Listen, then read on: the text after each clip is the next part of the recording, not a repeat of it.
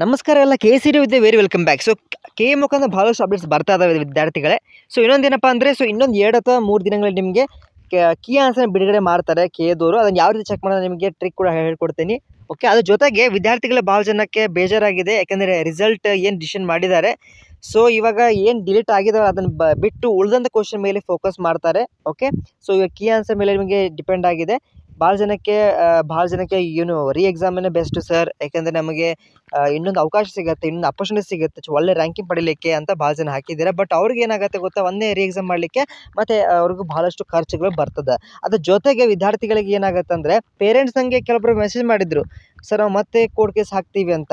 Okay, so ಅದು ನಿಮಗೆ ಬಿಟ್ಟಿದ್ದು. ಬಟ್ ಸ್ಟಿಲ್ ದೆನ್ ಏನು ಮಾಡಿ, ಪೇರೆಂಟ್ಸ್ ನನ್ನ ಏನಪ್ಪ ಅಂದರೆ ಮನವಿ ಅಂದರೆ, ಇವಾಗ ನೀವು ಮತ್ತೆ ಕೋರ್ಟ್ ಕೇಸ್ ಹಾಕಿದ್ರೆ ನಿಯರ್ಲಿ 2 ತಿಂಗಳವರೆಗೂ ಅದು ಡಿಸಿಷನ್ ಆಗೋದು ಚಾನ್ಸಸ್ ಲೇಟ್ ಆಗುತ್ತೆ. ಸೊ ಹಂಗೆ ಮಾಡಿದ್ರೆ ಅದೇನಾಗುತ್ತೆ, ಮತ್ತು ವಿದ್ಯಾರ್ಥಿಗಳಿಗೆ ತೊಂದರೆ ಆಗೋದು. ಸೊ ಏನು ಕೊಟ್ಟಿದೆ ಅದನ್ನು ಸ್ವೀಕಾರ ಮಾಡಿಬಿಟ್ಟು ಜಲ್ದಿನೇ ಅಡ್ಮಿಷನ್ ಮಾಡ್ಕೊಳ್ಳಿ ಅಂತ ನನ್ನ ಅನಿಸಿಕೆ. But still then it's up to you, ಆಯಿತಾ. ಮತ್ತು ಇನ್ನೊಂದೇನಪ್ಪ ಅಂದರೆ ಭಾಳ ಜನಕ್ಕೆ ನೀಟ್ ಎಕ್ಸಾಮಿನೇಷನ್ ಇದ್ದಾವೆ, JEE ಎಕ್ಸಾಮ್ ಇದ್ದಾವೆ, ಇನ್ನೇ ಬೇರೆ NDA ಎಕ್ಸಾಮ್ ಭಾಳಷ್ಟು ಇದ್ದಾವೆ. ಅದ್ರ ಜೊತೆಗೆ ಮತ್ತೆ ಓದಲಿಕ್ಕೆ ಆಗಲ್ಲ ಅಂತ ಇನ್ನು ಕೆಲವರು ಹಾಕಿದ್ರಿ. ಅದಕ್ಕೋಸ್ಕರ ಸೊ ವಿದ್ಯಾರ್ಥಿಗಳೇ, ಇವಾಗ ನೀವು ನೆಕ್ಸ್ಟ್ ಪ್ರೊಸೆಸ್ ಏನಪ್ಪ ಅಂದರೆ, ಸೊ ನಿಮಗೆ ಹೇಳಿದ್ನಲ್ಲ, ಸೊ ರಿಸಲ್ಟು ನಿಮಗೆ ಇನ್ನೊಂದು ಐ ಥಿಂಕ್ 1 ವಾರ ಒಳಗಡೆ ರಿಸಲ್ಟ್ ಬರೋ ಚಾನ್ಸ್ ಇದೆ, 1 ಅಥವಾ 1.5 ವಾರ ಅಂತ ಅಂದ್ಕೊಳ್ಳಿ. ಸೊ ರಿಸಲ್ಟ್ ಬರತ್ತದ ನಂತರ ನಿಮಗೆ KCD ಡಾಕ್ಯುಮೆಂಟ್ ವೆರಿಫಿಕೇಷನ್ ಅಥವಾ ದಾಖಲಾತಿ ಪರಿಶೀಲನೆಗೆ ನೀವು ಹೋಗ್ತೀರಾ ಬೆಂಗಳೂರಲ್ಲಿ. ಅಲ್ಲಿ ಹೋಗಿಬಿಟ್ಟು ಭಾಳ ರೀ ಅದು ಆಫ್ಲೈನ್ ಮಾಡಿಬಿಟ್ರೆ ಈ ವರ್ಷ ಆನ್ಲೈನ್ ಮಾಡಿದ್ರೆ ಬೆಸ್ಟು. ಆಫ್ಲೈನ್ ಮಾಡಿದ್ರೆ ನಿಮಗೆ ಸಾಕಾಗಿ ಹೋಗುತ್ತಿಲ್ಲ. ಬೆಂಗಳೂರು ಮಲ್ಲೇಶ್ವರಂದಲ್ಲಿ ಚೆನ್ನಾಗಿ ಆಗೋದಿಲ್ಲ ಡಾಕ್ಯುಮೆಂಟ್ ವೆರಿಫಿಕೇಷನ್, ಭಾಳಷ್ಟು ರಶ್ ಆಗಿಬಿಡುತ್ತೆ ವಿದ್ಯಾರ್ಥಿಗಳಿಗೆ. ಅದೊಂದು ಒಳ್ಳೆಯ ರೀತಿಯಲ್ಲಿ ಮಾಡ್ಬೇಕಂತ ನನ್ನ ಒಂದು ಮನವಿ. ಓಕೆ, ಯಾಕೆಂದರೆ ಹೋದ ವರ್ಷ ಭಾಳ ಜನಕ್ಕೆ ತೊಂದರೆ ಆಗಿದೆ, ಡಾಕ್ಯುಮೆಂಟ್ ವೆರಿಫಿಕೇಷನ್ಗೆ ಚೆನ್ನಾಗಿಲ್ಲ ಕೆಲವೊಬ್ಬರಿಗೆ. ಓಕೆ, ಮತ್ತದು ನಾಟ್ ವೆರಿಫೈಡ್ ಅಂತ ಕೆಲವೊಮ್ಮೆ ಬಂದಿರುತ್ತೆ.